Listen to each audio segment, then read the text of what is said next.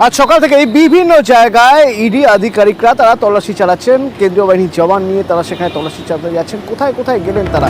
অনুপ প্রতিনিধি আমার সঙ্গে সরাসরি রয়েছেন, বলতে পারবেন অনুপ কোথায় কোথায় গেলেন এবং ঠিক কি কি নির্দিষ্ট তথ্য তাদের কাছে এখনো পর্যন্ত আছে বলে আমরা জানতে পারছি? এখন পর্যন্ত দুর্নীতি মামলায় ইডির পক্ষ থেকে আজকে 10টি জায়গায় তল্লাশি অভিযান শুরু হয়। একদিকে রাজারহাটের নারায়ণপুরে বারিক বিশেষের দুটি যে ফ্ল্যাট, সেই ফ্ল্যাটে যেমন তল্লাশি অভিযান চলছে, তারই পাশাপাশি দেগঙ্গায় 3টি জায়গায় একটি রাইস মিল সহ, অন্যদিকে বসিরহাটে তার একটি বাড়িতে তল্লাশি চলছে, ভাঙড়ে আরো 2টি জায়গায় তল্লাশি চলছে। সব মিলিয়ে 10টি জায়গায় কিন্তু এই তল্লাশি অভিযান চলছে। রেশন বলতে দুর্নীতি মামলায় যখন জ্যোতিপ্রিয় মল্লিককে গ্রেপ্তার করা হয়, সেক্ষেত্রেও যখন প্রথম আয়োজনে বাকিবুর রহমানের যেমন নাম উঠে আসে, তারই পাশাপাশি কিন্তু এই বারিক বিশ্বাস তার নাম কিন্তু উঠে আসে।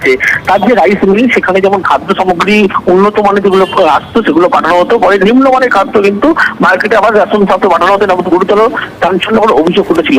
তার পাশাপাশি কালো টাকা যে সাদা করার প্রক্রিয়া, তার যে এই সমস্ত সংস্থার মাধ্যমেই কিন্তু করা হতো বলে জানতে পারা যাচ্ছে, এবং তার আত্মীয়, তার একাধিক ঘনিষ্ঠ ব্যবসায়ীর মাধ্যমে কিন্তু এই কালো টাকা সাদা করার প্রক্রিয়া করা হতো এবং টাকা সাইফুল করা হতো।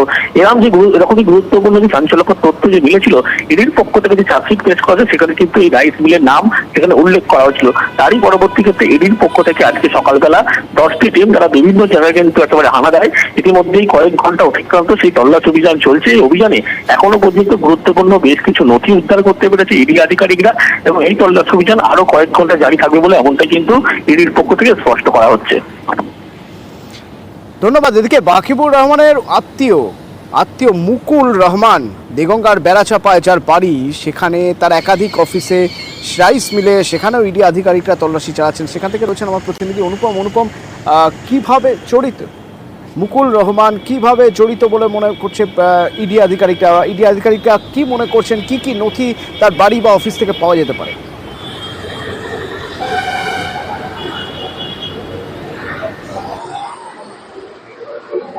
আমার কথা শুনতে পাচ্ছ অনুপম? বারিক বিশ্বাসের বাড়িতেও তদন্ত চলছে, তদন্তকারীরা রয়েছেন। সেই বিষয়ে যদি তোমার থেকে একটু জানা যায়।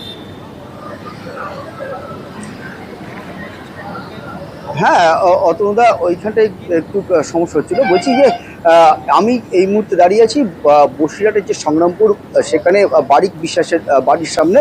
এই বারিক বিশ্বাসের বাড়িতে ইডি আধিকারিকরা সকালে ঢোকে এবং ইডি আধিকারিকদের সঙ্গে প্রায় 100 জন জওয়ান নিয়ে তারা ইডি আধিকারিকদের আসে এবং বারিক বিশ্বাসের বাড়ি সহ বারিক বিশ্বাসের যে রাইস মিল, সেই রাইস মিলেও হানা দেয় এবং প্রায় 7 ঘন্টা 10 মিনিট অতিক্রান্ত হয়ে গেল। এখনও কিন্তু বারিক বিশ্বাসের বাড়ির ভেতরে এবং রাইস মিলের ভেতরে কিন্তু ইডি আধিকারিকরা তারা জিজ্ঞাসাবাদ করছে, বিভিন্ন রকমের বিভিন্ন কাগজপত্র খতিয়ে দেখছে, ব্যাংকের বই খতিয়ে দেখছে এবং তার যে রাইস মিলের যে কম্পিউটার ল্যাপটপ রয়েছে বা তার বাড়িতে যে কম্পিউটার ল্যাপটপ রয়েছে সেগুলোও তারা খতিয়ে দেখছে এবং প্রায় 7 ঘন্টা 10 মিনিট অতিক্রান্ত হয়ে গেল। এখনও কিন্তু আমরা জানতে পারিনি যে ভিতরে কি চলছে, সেটা কিন্তু এখনও পরিষ্কারভাবে ইডির তরফ থেকে জানানো হয়নি। তবে বারিক বিশ্বাসের যে দাদা, সে দাদা কিন্তু একবার বাইরে এসেছিল, যদিও তার সঙ্গে আমরা যখন কথা বলতে যাই তিনি মেজাজ হারান এবং তারপরে কিন্তু তিনিও আবার বাড়ির ভিতরে ঢুকে গেছে। এই মুহূর্তে এলাকার যেসব মানুষ, সাধারণ মানুষ কিন্তু উৎসুক জনতা এই বারিক বিশ্বাসের বাড়িতে কি হচ্ছে সেটা জানার জন্য কিন্তু একদম বাড়ির আশেপাশে কিন্তু রীতিমতো ভিড় জমিয়েছে। ধন্যবাদ অনুপম।